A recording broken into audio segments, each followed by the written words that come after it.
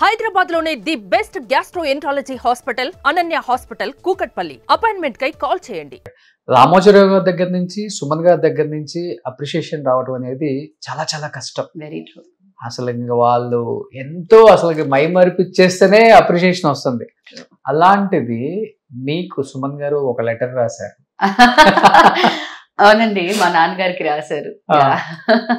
ఏంటి మీరు చూడటానికి వెళ్తే ఆయన లేరా లేకపోతే ఏంటి అసలు? లేదండి, అది చిన్ని తల్లి అయిపోయిన తర్వాత మళ్ళీ కలంకిత ఆఫర్ వచ్చింది. కలంకితాలో చీర కట్టుకుని ఆ స్లాంగ్ డైలాగ్ శ్రీకాకుళం లాంగ్వేజ్ అలా ఉండేది అనమాట. ఆ సీరియల్ మొత్తం అందులో చైల్డ్ ఆర్టిస్ట్ అమ్మాయి, తనకి హార్ట్ లో ఒక హోల్ ఉంటుంది. ఆ క్యారెక్టర్ చనిపోతుంది కలంకితాలో. బట్ ఆ క్యారెక్టర్ కి వచ్చిన పేరు ఉంది కదండి, దట్ వాజ్ ఫినామినల్. ఆ గెటప్, ఆయన సాంగ్ రాశారు, జానకి గారు ఆ పాట పాడారు. ఇంత దిగులు నీకెందుకే చిన్నదానా అని నేను అశ్విని గారిని చూసి పాడతాను. Okay, in that Kalankitha serial. ఆ షూటింగ్ అంతా అయిన తర్వాత we wanted to thank Suman garu for the opportunity. So నేను నాన్నగారు వెళ్ళామన్నమాట. అప్పుడు ఆయన ఆఫీస్ లో లేరు.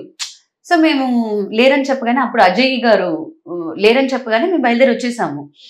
చెన్నై వచ్చిన తర్వాత కొద్ది రోజులకి నాన్నగారికి ఒక ఉత్తరం వచ్చింది. చూస్తే సుమన్ గారి లెటర్ ప్యాడ్ లో సుమన్ గారు చేతులారా రాసిన ఒక లెటర్. అది నా కెరియర్ కి కానివ్వండి, నా లైఫ్ కి కానివ్వండి, ఒక పెద్ద అంగీకారంగా నేను చూస్తాను. అంతకు మించి నాకు ఇంకా ఆయన రాసిన వర్డ్స్ చూసారంటే పోయట్రీలా ఉంటుంది, కవితలా రాసుంటారు ఆయన. You know his language, his diction, oh my god. కానీ మీరు తెలుగు మాట్లాడుతుంటే నా ఒళ్ళంతా పులకరిస్తుందండి నిజంగా. చెన్నైలో ఇంటర్వ్యూస్ మనం చేస్తాం అనుకోండి, అది వేరే విషయం. ఇక్కడ సెటిల్ అయినా కానీ మన తెలుగు వాళ్ళు ఇక్కడే ఉండిపోతారు కాబట్టి రెగ్యులర్ తమిళ్ మాట్లాడి ఒక 30-20% ఎక్కడో తెలియకుండా మిస్టేక్ జరుగుతూనే ఉంటుంది. కొంచెం ఆ తెలుగుకి కొంచెం తెగులు పట్టేస్తుంటది ఆ తెలుగుకి. కానీ మీరు చిన్నప్పటి నుంచి ఇక్కడే ఉండి, ఇక్కడే పెరిగి, ఇక్కడే చదువుకొని, ఇక్కడే పెళ్లి చేసుకొని తమిళంతో ఉన్నప్పటికి కూడా ఈ ప్యూర్ తెలుగుని చూసారా? థ్యాంక్ యూ అండి. దానికి మా నాన్నగారికి కృతజ్ఞతలు చెప్పుకోవాలి. ఎందుకంటే చిన్నప్పుడు అంటే మేము ఇండస్ట్రీ షిఫ్ట్ అయిన తర్వాత కూడా ఇక్కడ సెకండ్ లాంగ్వేజ్ తెలుగు ఉండేది. ఓకే, ఒక 10 ఏళ్లగానే మీకు సెకండ్ లాంగ్వేజ్ అనేది తెలుగు లేదు. అంతకు ముందు వరకు మనకు తెలుగు కూడా ఒక ఆప్షనే. సో మా నాన్నగారు తెలుగు పిక్ చేశారు మాకు సెకండ్ లాంగ్వేజ్ గా. ప్లస్ ఇక్కడ కాంపిటీషన్స్ జరుగుతాయి కదా, స్పీచ్ కాంపిటీషన్స్ కి మా నాన్నగారు నాకు రాసిచ్చేవారు. నేను వెళ్ళి ఆ కాంపిటీషన్స్ లో పార్టిసిపేట్ చేసేదాన్ని. యూనో టంగుటూరి రామకృష్ణ గారి గురించి కానివ్వండి, we use to do the speeches అన్నమాట. దానికి ఫస్ట్ ప్రైజ్ వచ్చేది. అలా నేర్చుకున్నది. ఇప్పుడు నా పిల్లలు కూడా చక్కగా తెలుగు మాట్లాడారు. మీ పాప ప్యూర్ తెలుగు అమ్మాయి కూడా. అవును, షాక్ అయ్యాను.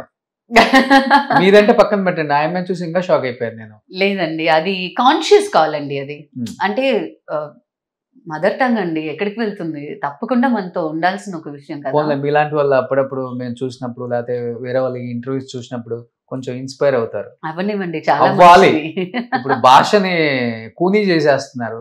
మన భాష మాట్లాడటానికి కూడా అసలుకి నామూషి అయిపోయి వచ్చిరాని ఇంగ్లీష్ తో, వచ్చిరాని వేరే భాషలతో ఏదో ట్రై చేస్తుంటారు. మన భాష మనం మాట్లాడితే ఏముంది, చూసేది మన తెలుగు వాళ్ళు. మళ్ళీ సూపర్, మీరైతే మటుకు అల్టిమేట్ అండి. Hats up. Thank you.